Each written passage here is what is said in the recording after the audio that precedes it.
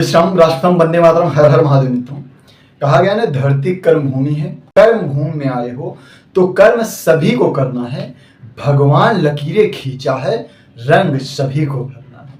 जो जैसा करता है वैसा ही भरता है, ये कर्म भूमि है।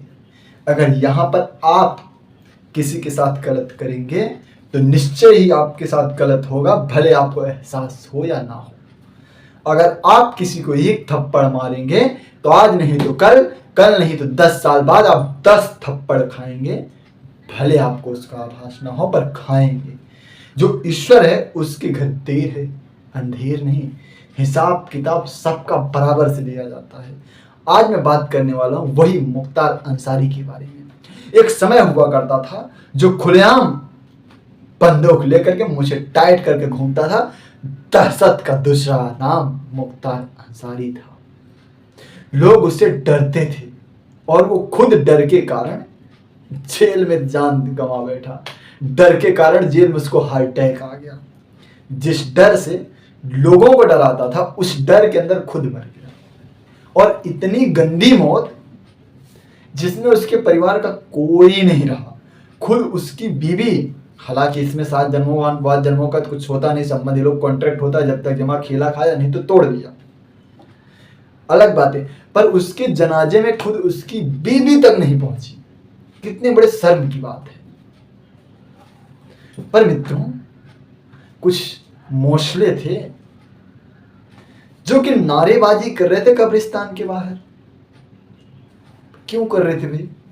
तुम्हारा जीजा लगता था मुख्तार अंसारी या नाजायज अब्बा था? देशद्रोह सहित 65 से ज्यादा अपराध किए थे उन्होंने, और कई में उसको फांसी की सजा, तो कई में 10 साल 20 साल की सजा, तो कई के केस पेंडिंग थे। उस देशद्रोही के लिए जो मोशले सजदा कर रहे थे, जो लांडे सजदा कर रहे थे, उनकी मानसिकता कितनी गंदी, कितनी घिनौनी, कितनी गिरी हुई हो सकती है, आप इससे ही कल्पना कर सकते हो कि देशद्रोही मरने के बाद छाती इस तरीके से पीट रहे हैं जैसे उनकी बहन विधवा हो गई हो। और कुछ विपक्षी नेता भी इस तरीके से तिलमिला रहे हैं, इस तरीके से जांच की मांग कर रहे हैं जैसा कोई स्वतंत्रता सेनानी हो, कोई बहुत बड़ा युद्ध लड़के आ जाए और शहीद हो गया हो। अरे वो आतंकवादी जैसा था, देशद्रोही था, गद्दार था, मर गया, खत्म, टॉपिक क्लोज हो गई।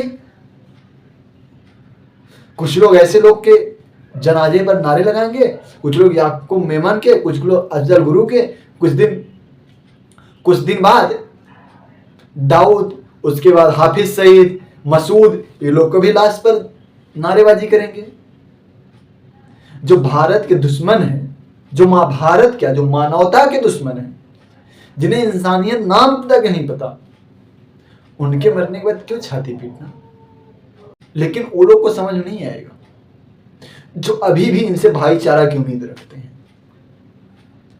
अब हालांकि उन्होंने अपनी औकात दिखाई है, तो उत्तर प्रदेश पुलिस, भैया योगी जी की पुलिस है, तो वो तो शांत रह नहीं सकती।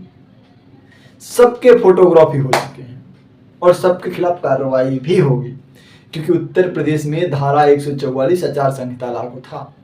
4 लोग से अधिक लोग उपस्थित नहीं हो सकते थे। इस अवस्था में जो भीड़ इकट्ठा करके नारेबाजी कर रही थी, ऐसा लगता है जैसे काफिर इनकी बहन लेकर भाग गए। और जिनके बाप काफिर ही थे, अगर देखा जाए, देखेंगे ना, तो कहीं उनकी अम्मी, तो कहीं अम्मी की अम्मी किसी काफिर के ही साथ रही हो, पर उनको समझ में नहीं आएगा। साला मुझे समझ नहीं आता असली कौन है ये लोग। अरब वाले बोलते हैं भारत और पाकिस्तान में वाले डुप्लीकेट हैं, कन्वर्टेड हैं। भारत पाकिस्तान में सिया सुन्नी का लफड़ा चलता है। भारत में ही खुद पाकिस्तान बांग्लादेश में सिया सुन्नी का लफड़ा चलता है। अब भारत में खुद ही अहमदिया, उसके बाद क्या बोलते हैं सिया, और पता नहीं क्या क्या ये लोग का लफड़ा चलते रहता है। अरे एक तो गाना मैंने कुछ सुना था, कुछ तो अहमदियों के सीने पे आरी चले, कुछ मोमिनों का ही गाना था। मेरे को उस गाने के बारे में उतना आइडिया नहीं है। कभी कभी हो जाता है, बातचीत समझ लेते हैं, सुन लेते हैं। यूट्यूब पर भी गाने बहुत सारे, मतलब आपस में भी कहीं पर भी एक एक देश ऐसा बता दो जहां पर ये प्रजाति बहुसंख्यक हो और वो देश संपन्न हो सब सुविधाओं से, वहां पर कोई क्राइसिस ना हो। एक देश ऐसा बताओ जहां पर शरिया लागू हो और वहां पर सब अमन और चैन से रहते हो। एक भी देश आपको नहीं मिलेगा। निश्चय ही इस बीमारी का जड़ शरिया है और उस बीमारी का उपचार भी केसरिया है।